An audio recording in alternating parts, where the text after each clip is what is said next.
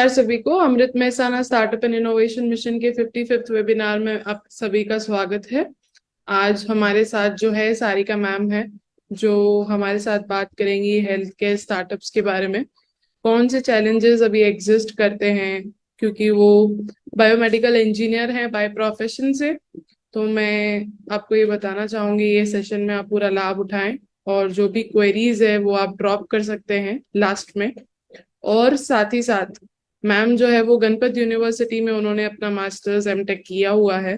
तो जितने भी टेक्नोलॉजी के स्टूडेंट्स हैं मेहसाना डिस्ट्रिक्ट के, वो काफी अच्छे से रिलेट कर पाएंगे मैम की कॉन्वर्सेशन को इस सेशन में। जितने भी प्रिंसिपल्स और टीचर्स भी अवेलेबल है सेशन में, मैं चाहूंगी कि आप ये सेशन का पूरा लाभ उठाएं और अपने स्टूडेंट्स के साथ इस सेशन को शेयर करें। तो Sarika ma'am, session is over to you.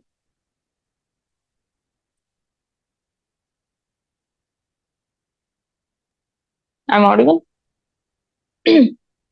Yes ma'am, you are audible. So, hello everyone. I'm Sarika Chitrodia, startup founder of Limbers Healthcare. I am a biomedical engineer. So, मैंने जब अपना engineering start किया तब ऐसा कोई fix नहीं था कि एज आगे जाके मुझे कोई इनोवेशन करना है, वो भी पर्टिकुलर मेडिकल डिवाइस में। तो उसके लिए मैंने पहले 10th के बाद मैंने 11 साइंस में एडमिशन लिया। एंड देन मैंने वहां पे साथ में डिप्लोमा में भी एडमिशन के लिए अप्लाई किया हुआ था।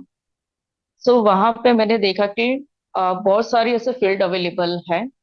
सो मेरा जो स्कोप ऑफ इंटरेस्ट था वो इंजीनियरिंग प्लस मेडिकल डिवाइस। सो मैंने साइंस में मैंने देखा, तो वहां पे मेरे लिए कंफ्यूजन था कि मैथ्स सिलेक्ट करूं या फिर बायोलॉजी। तो वो कंफ्यूजन दूर करने के लिए मैंने सर्च आउट किया, तो वहां पे मुझे एक फील्ड मिली, बायोमेडिकल इंजीनियरिंग। तो ये बायोमेडिकल इंजीनियरिंग में पर्टिकुलर इंजीनियरिंग, मुझे लगा कि सिर्फ इंजीनियरिंग ही आएगा और वहां पे जो केमिकल जो रिएक्शंस वगैरह होते हैं उसका कोई एक्सपेरिमेंट वगैरह वहां पे कुछ होगा। तो मैंने डिटेलिंग में वहां पे इंटरनेट पे सर्च आउट किया, तो वहां पर मैंने देखा कि बहुत सारे ये फील्ड में स्कोप्स अवेलेबल थे।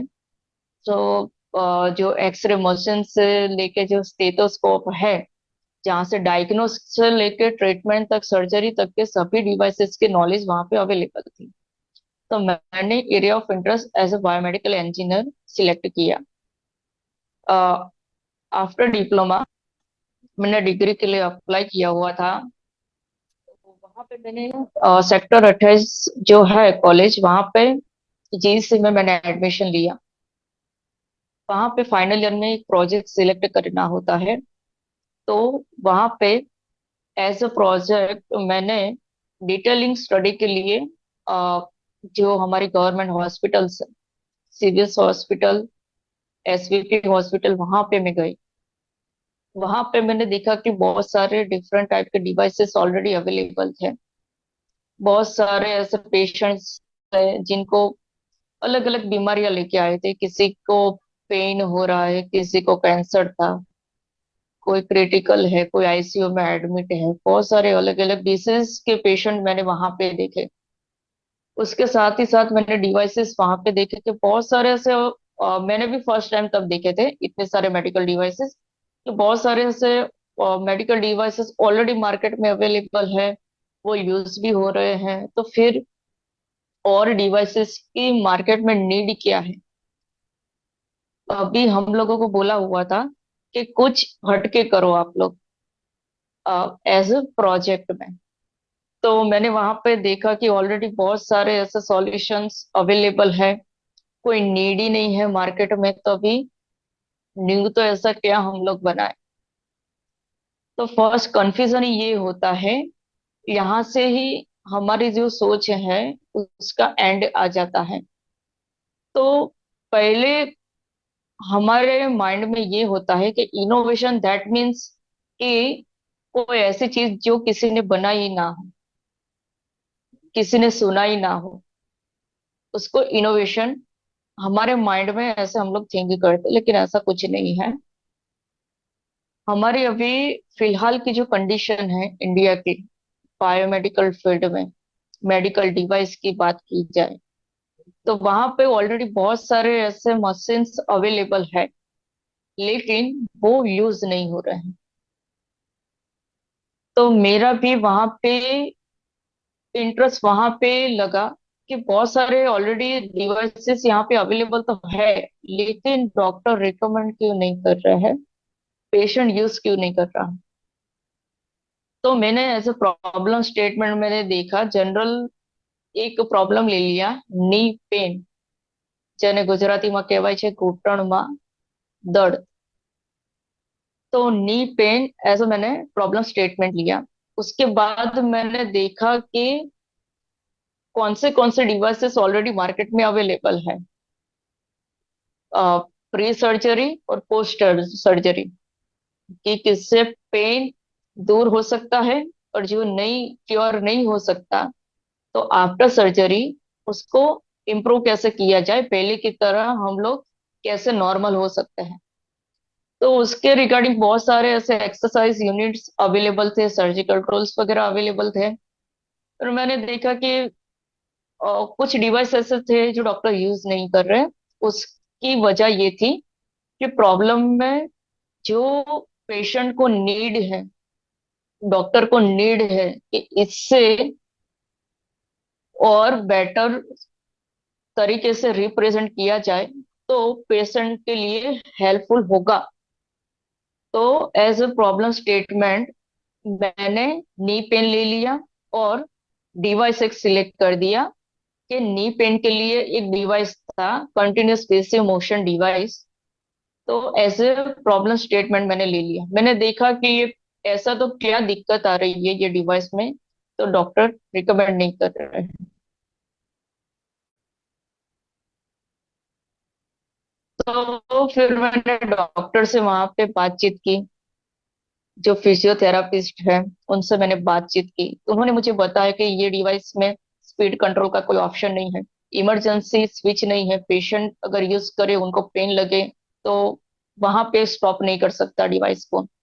पैर के साथ साथ मशीन भी साथ में मूव होता है, तो उससे इन शॉर्ट कोई फायदा नहीं है। मशीन सिर्फ यूज हम करते हैं, लेकिन पेशेंट के लिए कोई इम्प्रूवमेंट का रिजल्ट नहीं दे रहा। तो ऐसे बहुत सारे हमारे मेडिकल डिवाइसेस अवेलेबल है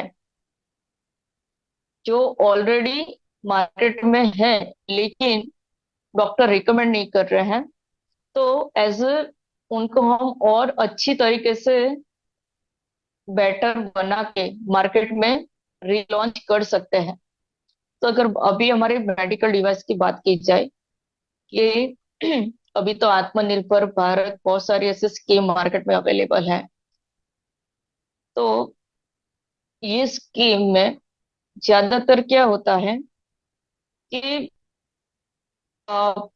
ऑलरेडी हम लोग जो बाहर आउट ऑफ इंडिया से मार्केट से हम लोग मंगवाते हैं, जैसे कि हमारे यहाँ पे made in Germany, made in US की चीजें ज्यादा चलती हैं सर्जिकल टूल्स में।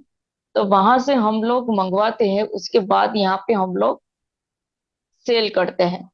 तो जनरली यहाँ पे देखा जाए तो ट्रेडिंग की, सेल्स एंड सर्विस की जॉब्स ज्यादा अवेलेबल है, और वही हम लोग करते आए हैं अब तक, जिसकी वजह से कोई भी सर्जरी हम करवानी चाहे तो उसके प्राइस बढ़ जाता है। एक जनरल एक एग्जांपल देती हूँ। अभी आपको जो नी साइड है, कोई एक्सीडेंट हुआ है, ये, तो वहां पे डॉक्टर ने बोला कि अभी वहां पे इम्प्लांट आपको लगवाना पड़ेगा। ठीक है। तो आप डॉक्टर के पास गए, डायग्नोस किया, उसके बाद आपकी सर्जरी प्रोसीजर हुई। अभी डॉक्टर ने आपको 3 ऑप्शन वहां पे दिए हैं। सेम चीज यहाँ पे जो कैटरेक्ट की जो सर्जरी हम लोग करवाते आई थी, तो वहां पे भी यूज होता है ग्लूकोमा भी। ग्लूकोमा जो कंडीशन है वहां पे भी सेम सिचुएशन है। डॉक्टर हम लोगों को वहां पे सिलेक्ट करने के लिए बताए कि ये कंपनी का है, मेड इन जर्मनी है, मेड इन यूएस है, मेड इन इंडिया है, तो आप कौन सा वहां पे सिलेक्ट करोगे इम्प्लांट। तो वहां पे हम लोग पहले प्राइस पूछते हैं एज ए गुज्जू। तो वहां पे प्राइस अभी हम लोगों ने पूछ लिया। डॉक्टर ने बोल दिया कि मेड इन जर्मनी है तो बेटर क्वालिटी मिलेगी, लॉन्ग टाइम तक आपको देखना नहीं पड़ेगा। अभी मेड इन इंडिया की जब बात आई तब कोई ना कोई डाउट रहता है।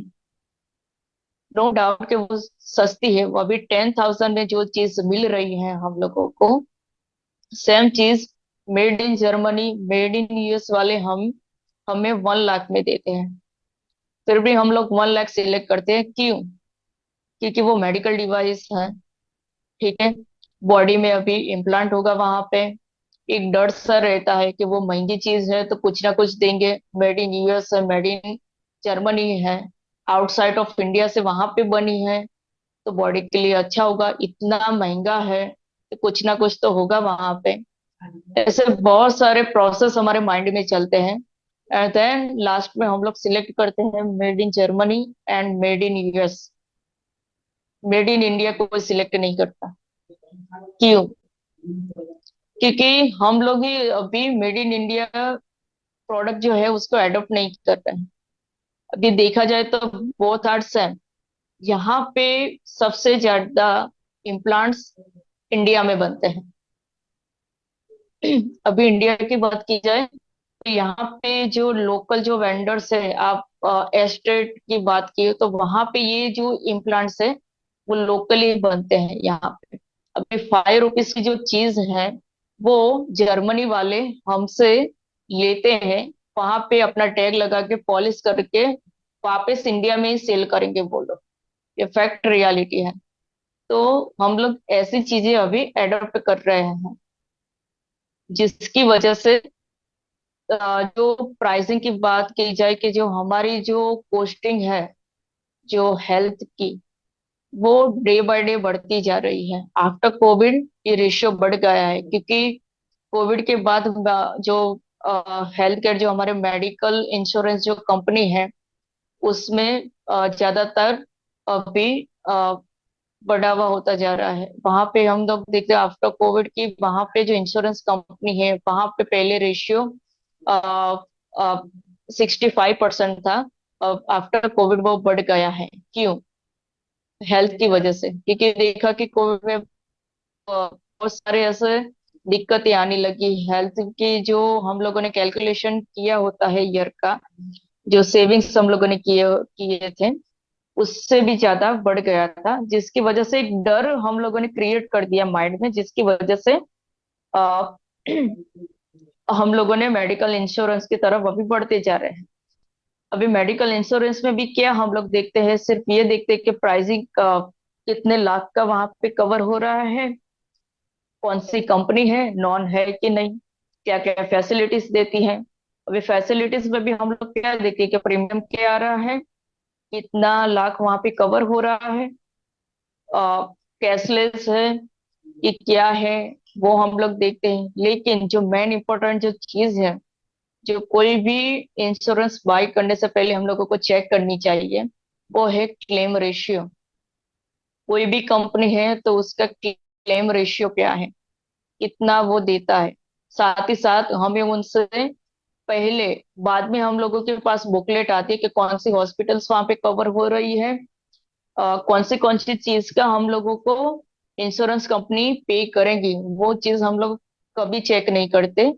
तो कोई भी एजेंट के पास जाओ आप, लाइक मेडिका बाजार है कि कोई भी, या लोकल कोई भी एजेंट है उससे आप बातचीत करो, तो ये चीज पहले कंफर्म करो कि कौन सी हॉस्पिटल्स कवर हो रही है, नेशनल इंटरनेशनल कवर हो रही है कि नहीं। साथ ही साथ जो डिवाइस की मैंने बात की, तो छोटी से छोटी चीज वहां पे कवर हो रही है कि नहीं, जैसे कि स्टेपलर्स है, स्किन स्टेपलर्स है, बैंडेज है वगैरह, क्योंकि ऑलरेडी वो लोग वहां पे मेंशन करके देते ही है। नो डाउट वो लोग क्लेम हमारा पास करके देंगे, लेकिन हाफ ही बिल वो लोग कवर करेंगे, हाफ हम लोगों को पे करना पड़ेगा। सपोज 4 लाख का बिल हुआ है तो 2 लाख रुपीज ही वो लोग कवर करके देखते हैं, ये उन लोगों की मोनोपोली होती है। तो वहां पे हम लोगों को चेक करना चाहिए कि कौन से मेडिकल डिवाइस, जैसे कि आईसीयू में है तो वेंटिलेटर का जो चार्जेस है, बेड का है, पर डे चार्जेस तो वो लोग कवर करके देते हैं कि नहीं। ऐसे छोटी से छोटी जो डिटेल्स है वो हम लोगों को चेक करनी चाहिए। उसके साथ ही साथ आ, ये भी देखना चाहिए कि कितने ईयर के बाद हम लोगों को उसका बेनिफिट मिलेगा। क्योंकि ये ज्यादातर चीज ये किसी को पता नहीं होती, सिर्फ हम लोग एडवांटेज देखते हैं कि आ, आ, अभी सपोज कि ये ईयर हम लोगों ने इंश्योरेंस यूज नहीं किया तो नेक्स्ट ईयर 1 लाख रुपीस बढ़ जाएंगे, लेकिन उसका कोई मीनिंग ही नहीं।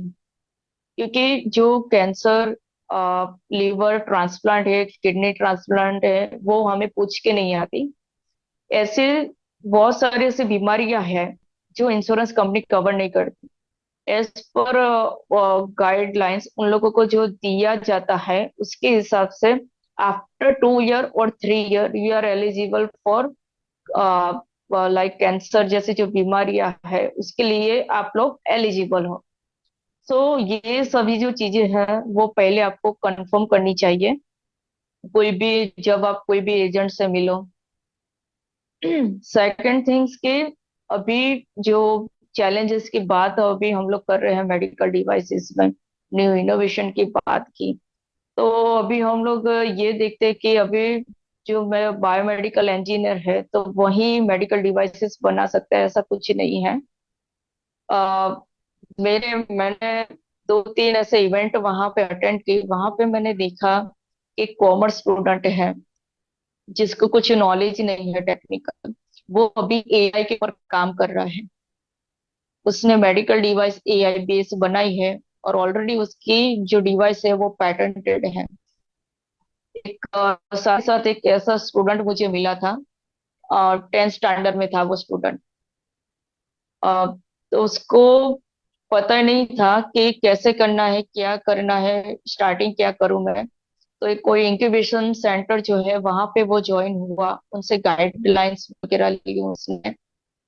उसके जो स्किल थी जावा, जो सी प्लस प्लस है, पाइथन वगैरह, वो बहुत ही अच्छी थी, कोडिंग में वो लड़का मास्टर था। तो उसने अ, जो लैंग्वेज सीख के खुद ही से एक मेडिकल डिवाइस बनाया है। अभी वो 10th स्टैंडर्ड में ही है, उसको पता ही नहीं है कि कैसे मुझे बनाना है। टेक्निकल नॉलेज ही नहीं है, सिर्फ एक मेंटरिंग के लिए सपोर्ट उसने लिया था। जो अच्छा एक डॉक्टर था और एक इंजीनियर था, उससे वो कनेक्ट हो गया मेडिकल डिवाइस के गाइडेंस के लिए। उसके बाद उसने खुद से डिवाइस रेडी किया। सो ऐसा कोई जरूरी नहीं है कि उसके लिए कोई डिग्री वगैरह पर्टिकुलर फील्ड में आपको चाहिए मेडिकल डिवाइस के लिए। अभी सर्विस की बात की जाए कि एक मोनोपोली रहती है ये फील्ड में, कि अभी आप लोगों ने 2 ईयर यहाँ पे ये डिवाइस यूज किया, उसके बाद जो डिस्पोजेबल्स जो है वो वही कंपनी के यूज करने पड़ेंगे। तो ये जो US based out of India जो कंपनी हम लोग यूज करते हैं, तो उन लोगों की ये मोनोपोली रहती है। जो हमारी ये लोकल कुछ भी आप बनाओ तो वो उनके डिवाइस में नहीं चलेगी। अभी 5 लाख की चीज आप ले रहे हो तो वहां पे 500 रुपीज का जो डिस्पोजेबल हमें यूज करना पड़ता है, लेकिन वो वहां पे नहीं चलेगा। उनका जो 5,000 का जो फीस मिलता है वही वो डिवाइस में लगेगा। वो मोस्ट ऑफ पैथोलॉजी जो डिवीजन है वहां पे ऐसी मोनोपोली चलती है। वहां पे वो क्या करते हैं कि 1 lakh rupees, 2 lakh, sorry, 1 crore 2 CR का जो मशीन हमें फ्री ऑफ कॉस्ट में वो लोग दे देते हैं। उनका मोनोपोली ये रहता है कि जो टेस्टिंग के लिए जो चीजें चाहिए, जो ब्लड टेस्ट के लिए चाहिए, जो उनके मशीन है, नंबर ऑफ काउंट जैसे बढ़ेंगे उस हिसाब से कंपनी उनसे पैसे लेती है। तो इस तरीके से कंपनी जो है अपना मुनाफा कमाती है। अभी मेडिकल डिवाइस की अगर इंडिया की कंडीशन बात की जाए तो हेल्थ के मामले में तो अच्छा है, लेकिन जो क्लीनिंग चाहिए वो अभी तक यहाँ पे है नहीं, अवेयरनेस चाहिए वो यहाँ पे अभी तक है नहीं।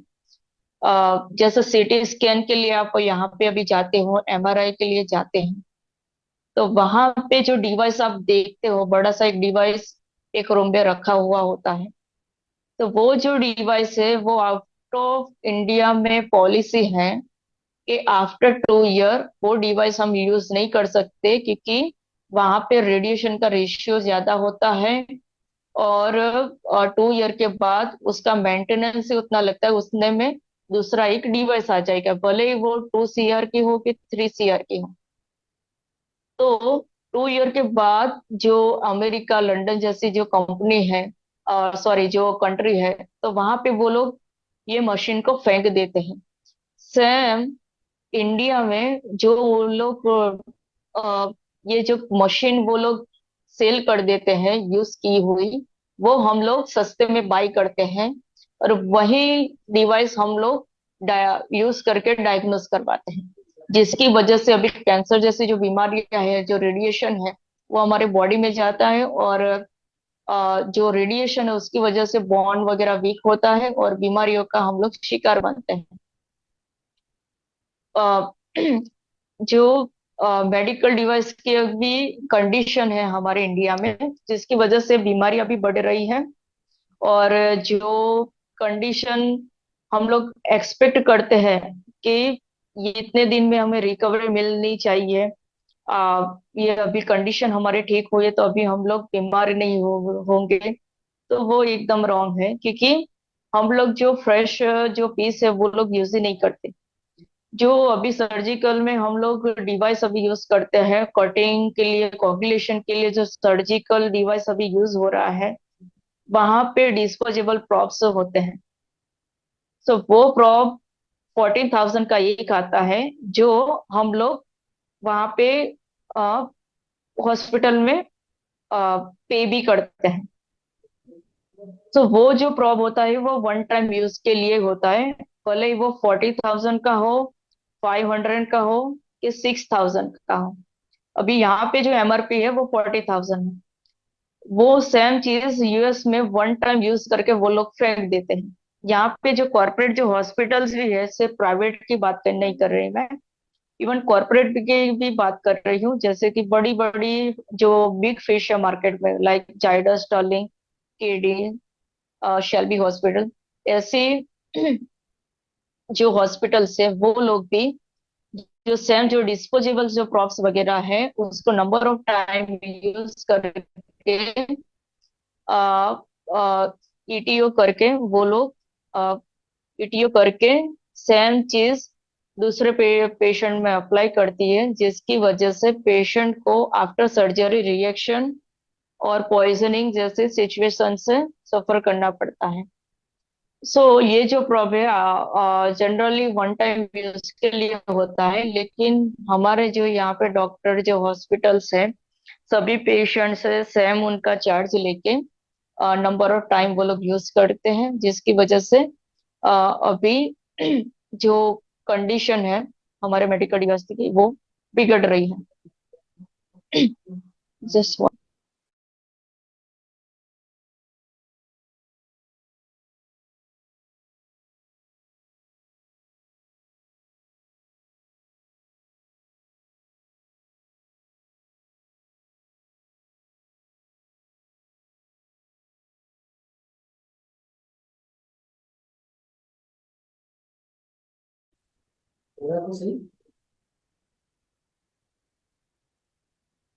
We are open for question and answer round, guys. If you guys have any question, please drop your question. Just 2 minute.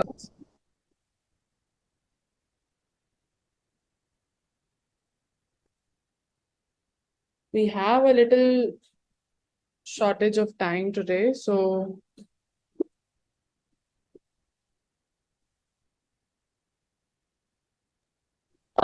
Sorry ma'am for interrupt. yes, ma'am. एक मीटिंग है मेरी अभी यहाँ पे, इसकी वजह से। G, ma'am. Can you please drop your email ID in the chat box so that sure ma'am. students can communicate with you further?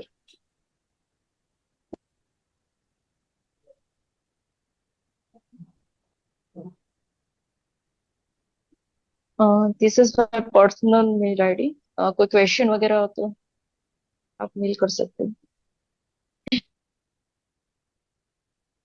So this is all for today's session. Ma'am has, dropped her email ID in the chat box. You guys can connect with her for your further queries. I hope it was useful for you all. And we will meet here tomorrow, same at 4 p.m. कल 56 session है हमारा, तो मैं चाहूंगी कि आप सब लोग वही सेम जोश के साथ आए जो पहले सेशन में आते थे। और साथ ही साथ मैं आपको ये कहना चाहूंगी, अगर आपकी कोई भी क्वेरीज है तो आप amritmehsana@gmail.com पे हमको ईमेल कर सकते हैं।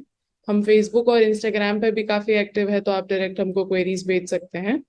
और पेटेंटेबल आइडिया है अगर आपका, तो प्लीज डायरेक्ट कलेक्टर ऑफिस आप आ जाइए, तो हम आपके पेटेंट प्रोसेस में भी हेल्प करेंगे। सो कल मिलते हैं हम लोग शार्प 4 बजे। Thank you so much everyone. Have a nice day.